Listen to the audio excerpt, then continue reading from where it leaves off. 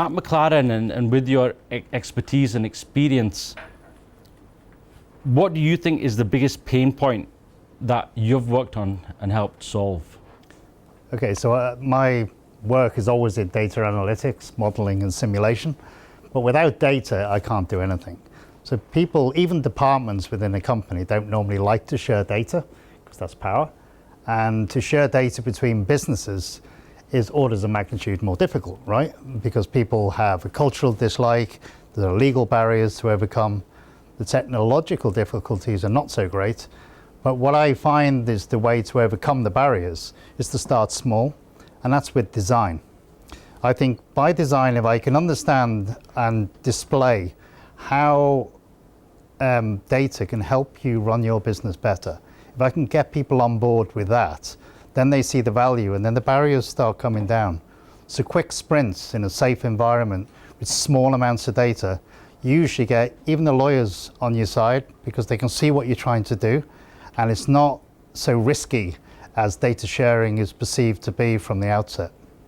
So data sharing across departments, which will all have experience, people want to own their own data, and then across organizations as well.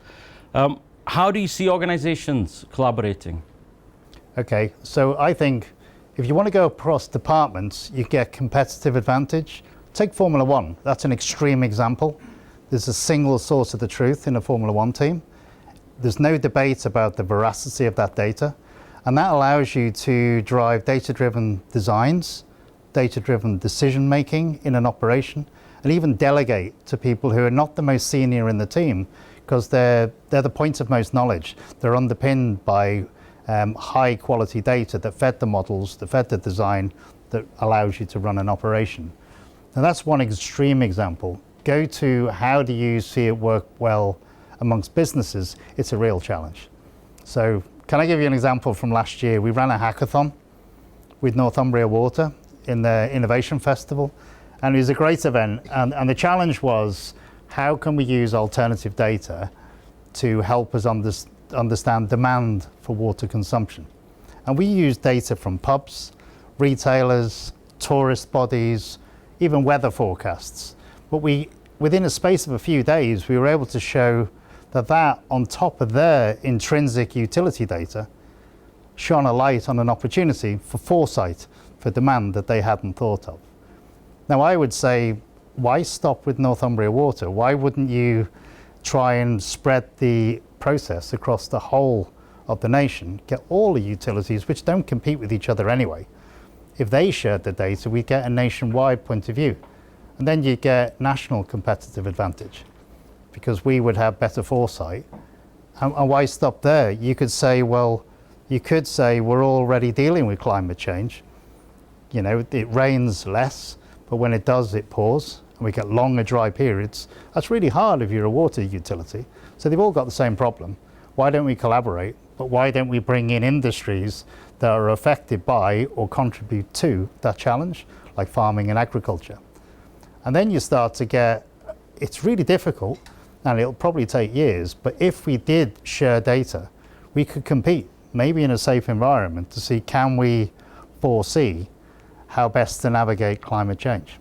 I can see why the lawyers would have a problem with that. Yeah. It's like giving away your IP in order to become more competitive.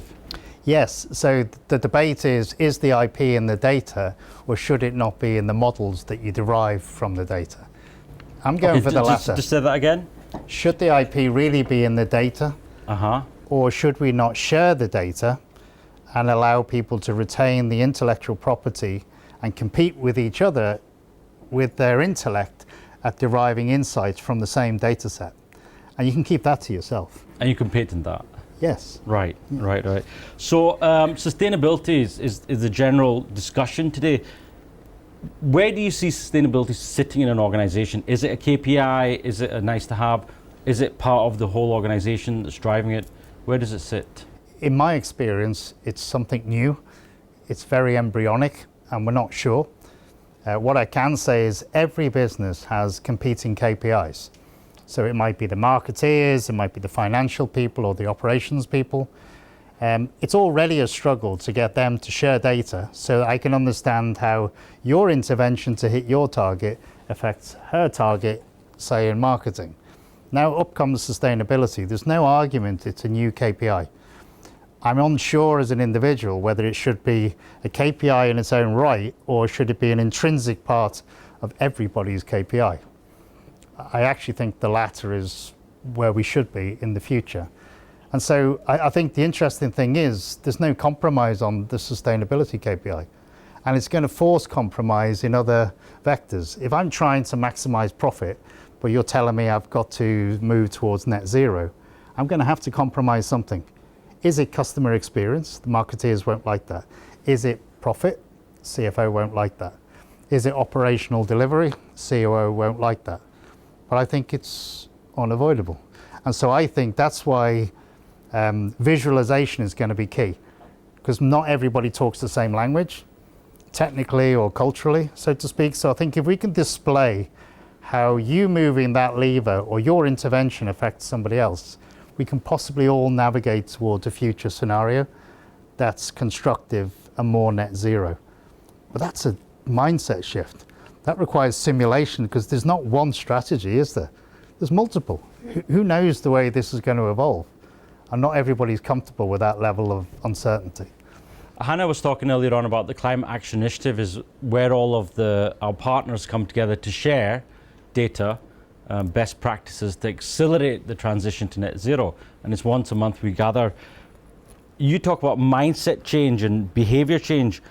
How have you seen that achieved? How have you seen that executed well? Well, there's 2 points I want to make. One, I think the journey is quite a long one.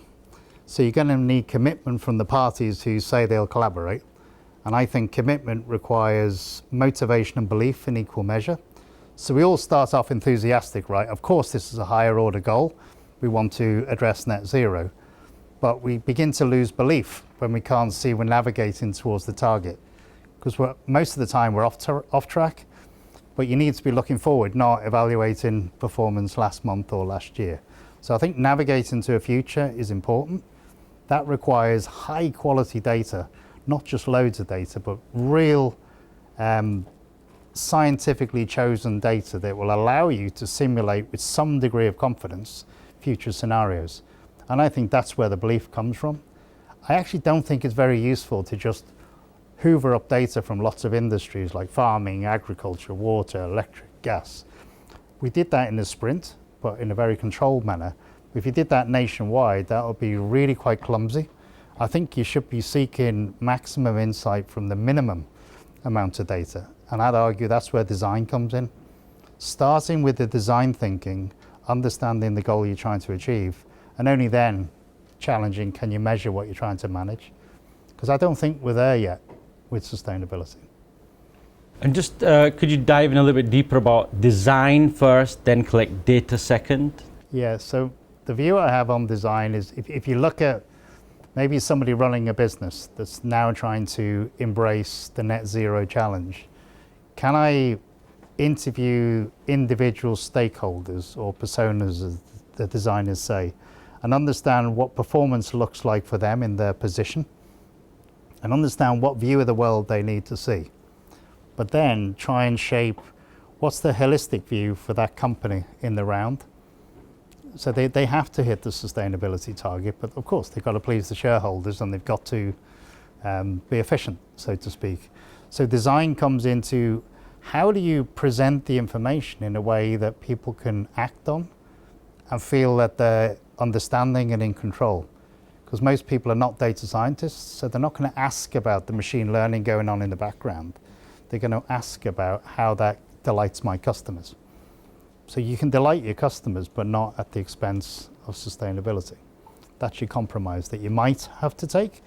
But I might challenge that it could shape the way we think about the way we set up a business and the way we operate it. So it could actually encourage a bit of a paradigm shift, that we could run it in a way that does maximize sustainability while also delighting the customer experience. But you're only going to do that in a safe, simulated environment. And I think you don't have to share data from all the businesses. A concept we like to work with is synthetic data.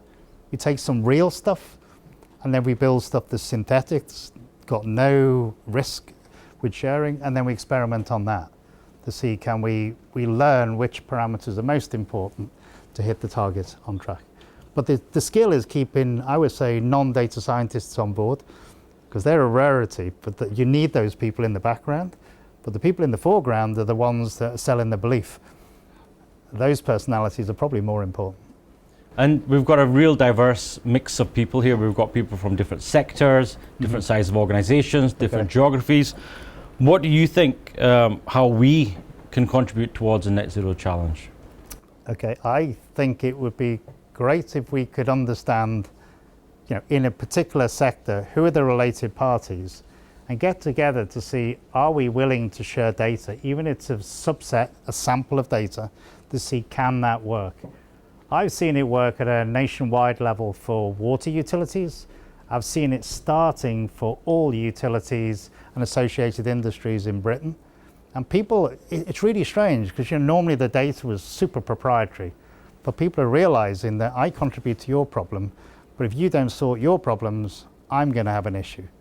And what I like is the realization we're already dealing with climate change, especially in the utilities sector. And unless you can model behavioral change, how the hell can we address the challenge? So I actually think it's change of behavior is be willing to share data. It doesn't have to be an open data initiative across the board, but could we be a bit more scientific about what data we could share that would have a high impact? And that would require, like design workshops together, what you're trying to achieve in your business and what data would inform that decision better, given that the climate change is our perturbation that won't go away. Geoff, I'm sure we have a lot of questions here today, but thank you so much for your time. I really appreciate it. You're going to be around the rest of the afternoon, so we can continue this conversation. Thank you. Thank you. For your time. Cheers.